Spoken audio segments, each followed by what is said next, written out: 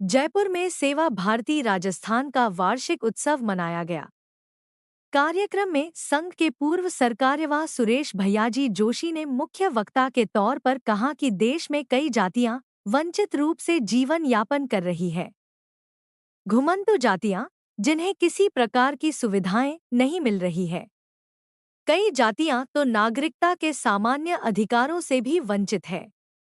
उनके पास न रहने के लिए घर है, न जीवन यापन के लिए खेती है। वो पेट भरने के लिए इधर उधर घूमते रहते हैं। तीसरा समाज का एक वर्ग है जिसे हमने अछूत माना, अस्पृश्य माना, दलित, हरिजन शब्दों का उपयोग करते हैं। हमारे ही समाज के लोग हैं। अपने आप को श्रेष्ठ कहने वाले, उन्हें छोटा और अछूत मानने वाले हैं। सब में ईश्वर होते हैं तो कोई अलग कैसे हो सकता है। हजारों सैकड़ों वर्षों तक सामान्य सम्मान से वंचित रहा है यह वर्ग। जोशी ने कहा कि इस प्रकार अपने ही समाज का हिस्सा कई कारणों से उपेक्षित वंचित रहा है। समाज के बंधुओं को सम्मान से जीवन जीने की इच्छा है, श्रेष्ठ जीवन जीने की आकांक्षा है। उनको बल साहस देना, समाज में सशक्त बनाने का काम करने के लिए दायित्व का निर्वहन करें। समझते हैं कि हर समस्या का हल सरकार के पास है। विवेकानंद ने दलित नारा और शायद यही हमारी सबसे बड़ी वीकनेस भी है, यही भूल भी है। इसलिए हम हर चीज का ये इंतजार करते हैं कि सरकार इसके ऊपर कोई नियम बनाए, कानून बनाए, सरकार ये तब करेगी, अब करेगी। लेकिन आप ही के देश में कोई 20-22 करोड़ लोग रह रहे हैं जो सरकार की तरफ मुंह नहीं देखते। उन्होंने अपने 20 करोड़ हैं, वो पढ़े लिखे हैं या नहीं पढ़े लिखे हैं, कितने पीएचडी हैं, कितने डॉक्टर हैं, इसकी चिंता उन्होंने नहीं की। वो 20-22 करोड़ अपनी सामूहिक शक्ति से इस देश में 70 सालों में जितनी भी सरकारें आई, उन सरकारों के मुखिया हिंदू ही रहे, चाहे वो कोई पार्टी रही हो। लेकिन उनकी सामूहिक शक्ति इतनी जबरदस्त है कि इस देश में पिछले 70 सालों में इस संविधान ने भारत के सनातनी हिंदू को 8वें दर्जे का नागरिक बना दिया, और ये हमें कोई नहीं बता रहा है। हर गली में 2 हिंदू संगठन हैं। हर संगठन सुबह से शाम तक कहता है हम हिंदुत्व के लिए काम कर रहे हैं, लेकिन पता नहीं वो किसके लिए काम कर रहे हैं, किसी को पता नहीं है। इस देश की संसद ने जितने बिल पास किए हैं अब तक, उसके हिसाब से हिंदू 11वें नंबर का नागरिक बन गया है।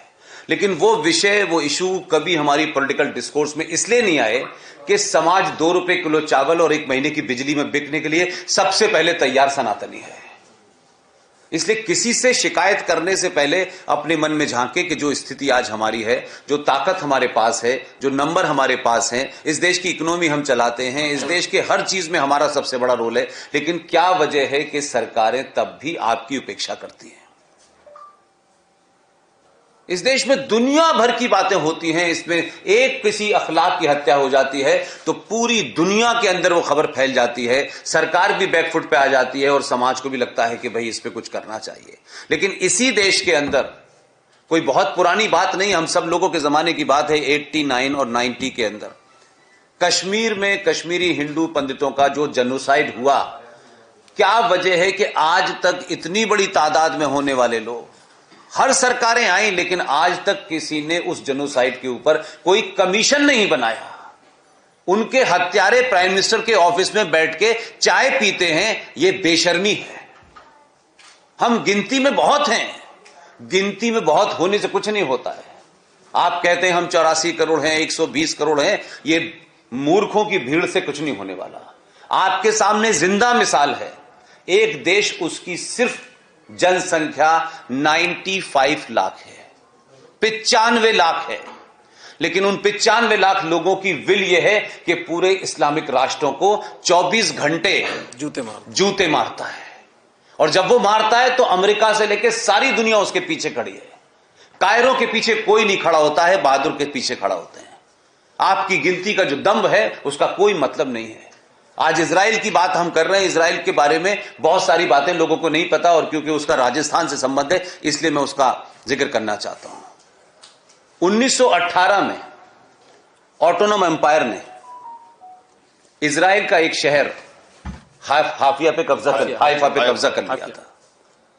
भारत की 3 कैवलरीज गई, जिसमें एक राजपूत भी थी और यहां के मेजर जनरल दिलीप शेखावत जी उसका नेतृत्व कर रहे थे।